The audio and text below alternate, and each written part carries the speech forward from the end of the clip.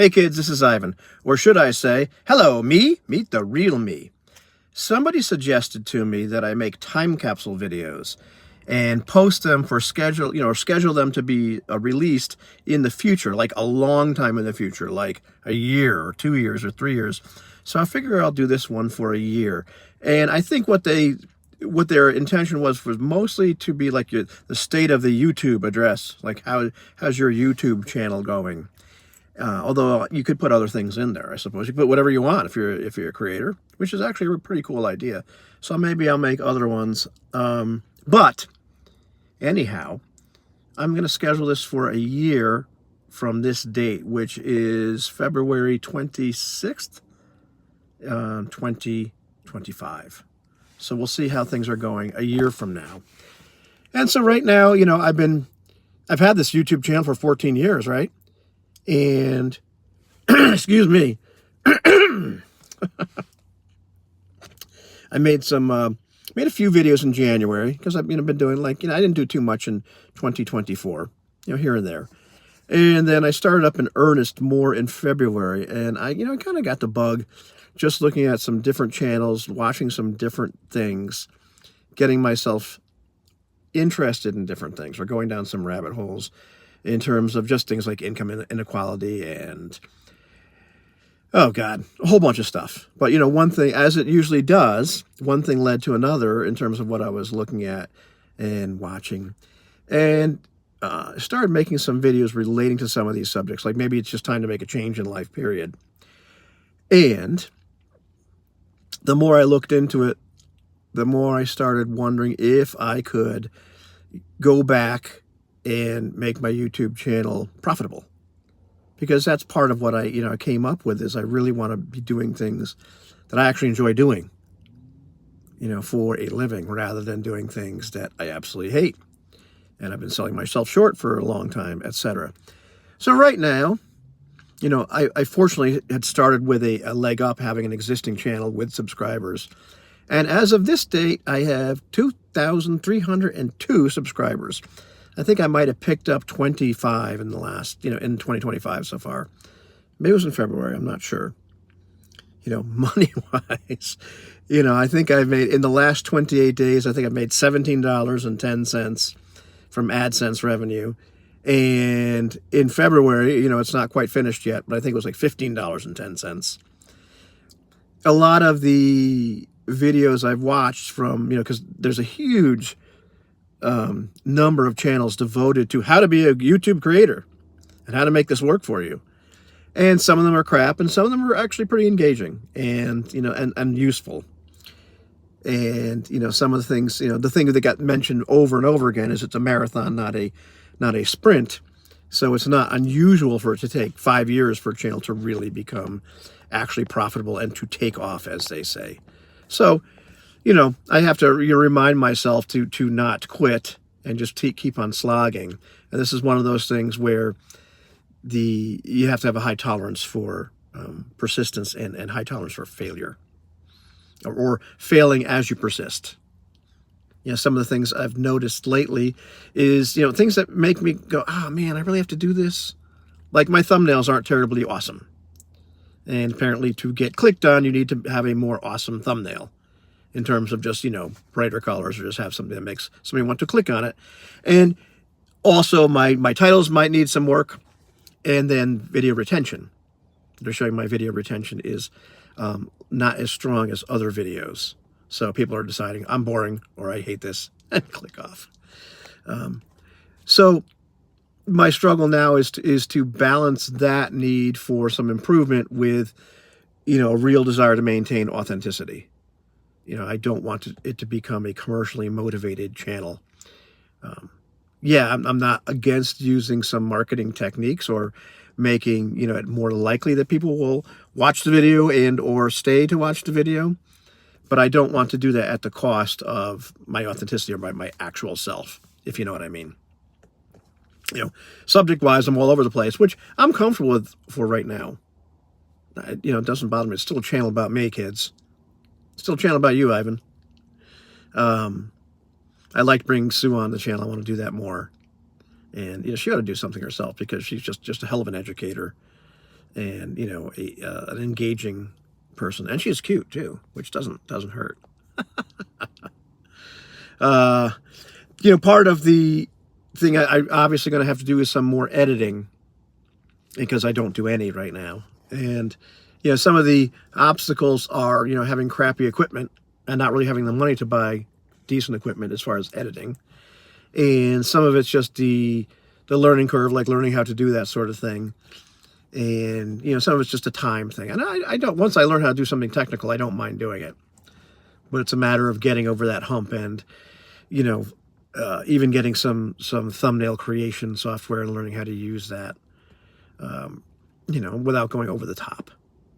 Because some of that stuff is just free, but just without spending all my focus on that. But I can definitely see where the editing within the videos themselves would probably be helpful for all of the times that I just kind of stumble over my words. And sometimes there's some great takes where then I screw something up and I was like, well, I could use most of that. So, yeah, I'm going to have to do that, which, does not strike me as fun, but probably necessary. We'll see what actually happens. We'll see what happens a year from now. I'm kind of all over the place,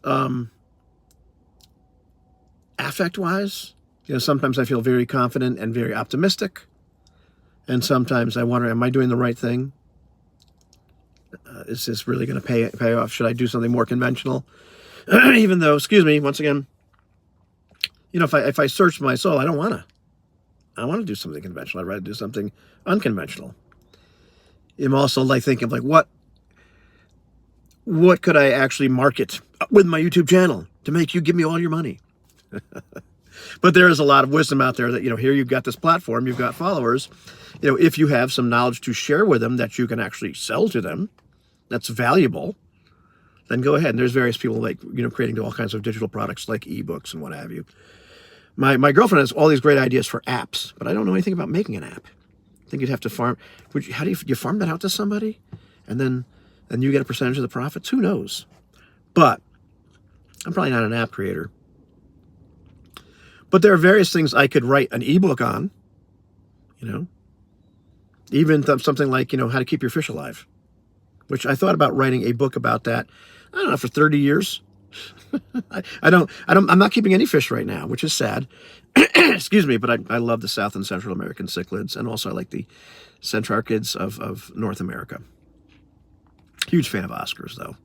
Need to get some more of those eventually. And yes, I know how to keep them alive, and it's pretty simple. But it's daunting for a lot of people. Best practices for aquarium stuff. But also, things that are more relevant to the channel itself, like, do I write an RPG? Do I write an RPG for kids? Do we write, does Susan and I write an RPG for kids with learning disabilities? Because she said that's something that'd probably be really useful, especially for things like dyslexia. Do I just write a book about RPGs? About my philosophy, man. About the things I've learned, about different ways to look at them. Writing a book about the tips for live bands. I've kicked around because, I'm making a series about that now. But, it's useful information. And it doesn't seem to be something that's out there in the way that I'm presenting it. It seems to be much more like, how to get the best, how to do the best sound, or how to sell and market your band. And that's not what I'm talking about.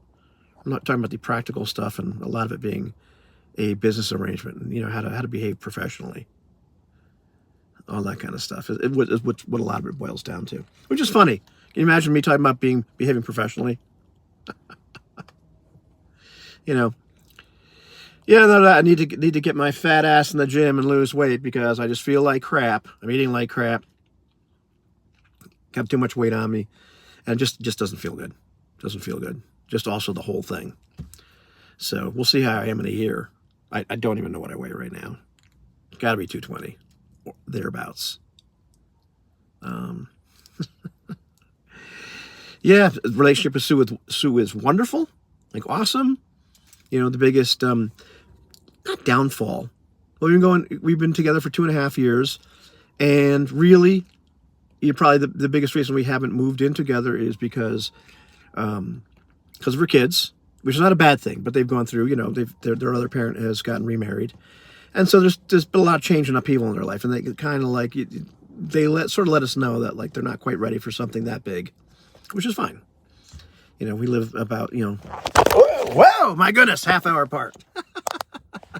Did you get a crotch shot there?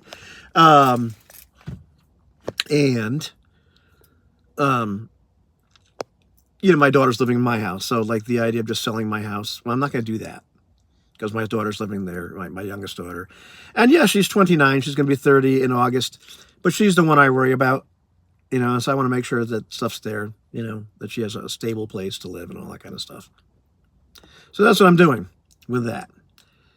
Is there anything else I should talk about? Probably not. It's really just, man, what do I do? You know, how much longer can I stand being in this job, which I don't like, but which is actually a very, very good platform to use to continue to play music, which I still want to do, and do something like this. Like, you know, how can I use my existing skills and things I'm passionate about to make a living and say, screw this. And Susan needs to do that too, because she hates where she is at the moment.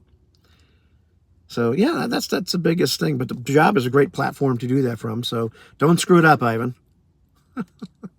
Even though you hate it. And let's see, is there anything else? I don't think there's anything else. I thought of something else. Now I can't remember what it is. And nothing is worse than watching somebody try to remember what the hell they were thinking about. You know what I mean? So I probably won't do that to you anymore.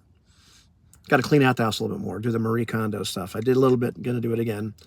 Actually, it feels much lighter, even though I have a great sentimental attachment to stuff. Man, I had it. I had it, whatever the thing was. I had it. You know, kids, and, you know, in a certain amount of debt. I'd like to get out of that debt or reduce that debt. Oh, yeah, the music thing, you know. I had 89 gigs last year. I'd love to get more this year. You know, doing some sound, and also, you know, be more selective about what bands I play with. And, you know, I didn't think I was going to do any more stuff with one band, but right now they're the only people that have stuff in the early part of the year. And if I look back at the year before that, it was the same. So, you know, I'm doing that just as filler and to keep the income going in. But we'll see what happens over the long haul. And I think that's it, really. So, all right, I'm not going to watch this for a year. And we'll see where I am. The end.